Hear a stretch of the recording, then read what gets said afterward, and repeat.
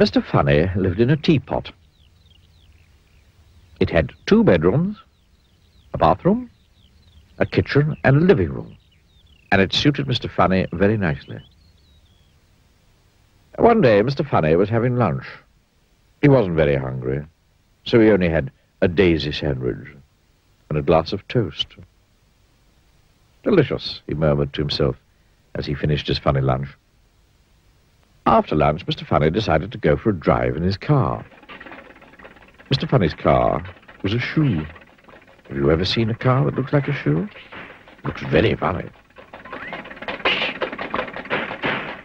As he drove along, everybody who saw him laughed to see such a funny sight. He passed a worm at the side of the road. The worm thought Mr. Funny in his funny car was the funniest thing he'd ever seen. He nearly laughed himself in 2. He passed a pig in a field. The pig thought Mr. Funny in his funny car was the funniest thing she'd ever seen. She nearly laughed her tail off. Even the flowers he passed thought that Mr. Funny was the funniest thing that they'd ever seen. They nearly laughed themselves out of the ground. Eventually, Mr. Funny came to some crossroads. He didn't know which way to go, so he looked at the signpost. One of the signs said, "To the zoo." "Oh, that'd be fun," thought Mr. Funny to himself. So he drove his shoe towards the zoo. When he arrived at the gate of the zoo, he stopped. It was closed. "I'm sorry," said the zookeeper, "but we had to close the zoo because all the animals have a cold. And they're all feeling very sorry for themselves." "Oh, dear," said Mr. Funny. And then he thought. "Perhaps I could help to cheer them up," he said. "Well," said the zookeeper, "worth a try, I suppose." And he opened the gate. Mr. Funny drove into the zoo in his shoes. First thing he saw was an elephant. It was true. The elephant was feeling very sorry for herself. Very sorry indeed. Mr. Funny stood and looked at the sad-looking elephant. And the sad-looking elephant stood and looked at Mr. Funny. Oh, dear. Then, do you know what Mr. Funny did? He pulled a funny face. Mr. Funny, as you can imagine, is very good at pulling funny faces. The elephant giggled. He'd never seen anything so funny. Mr. Funny pulled another funny face. And the elephant burst out laughing. The elephant laughed and laughed and laughed. Oh, he laughed so hard, she nearly laughed her trunk off. Oh, and she felt a lot better. Mr. Funny went over to the lion house.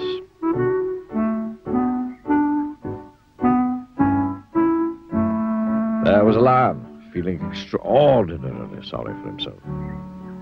Mr. Funny stood and looked at the sad-looking lion. And the sad-looking lion stood and looked at Mr. Funny. Oh, dear. And then Mr. Funny pulled the funniest-looking face that's probably ever been pulled anywhere, ever.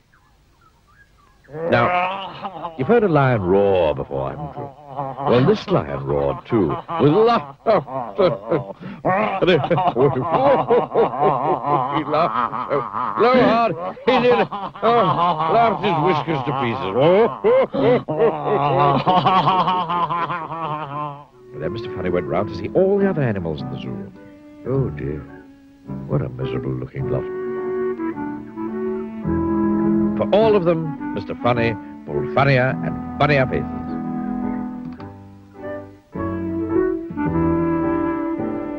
The big brown pig giggled, then burst out laughing, and the giraffe laughed so hard she nearly laughed her neck into a knot. Into a knot. And the hippopotamus nearly laughed himself out of his skin, and the penguins nearly laughed their flippers floppy. The leopard. You should have seen him. He laughed so hard, he nearly laughed his spots off. His spots off. Oh, what a pandemonium. Oh, Mr. Funny, giggled the zookeeper, who'd started laughing as well. Oh, Mr. Funny, thank you very, very much indeed, sir, for coming to cheer us all up. Oh, nothing really, replied Mr. Funny modestly, and drove off in his shoe.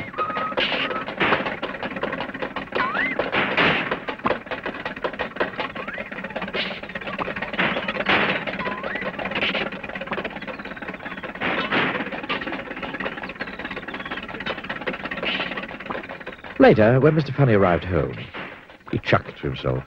Well, he said, well, that's the end of another funny day. And he parked his shoe and went inside his teapot. And because he was feeling thirsty, he made himself a nice hot cup of cake.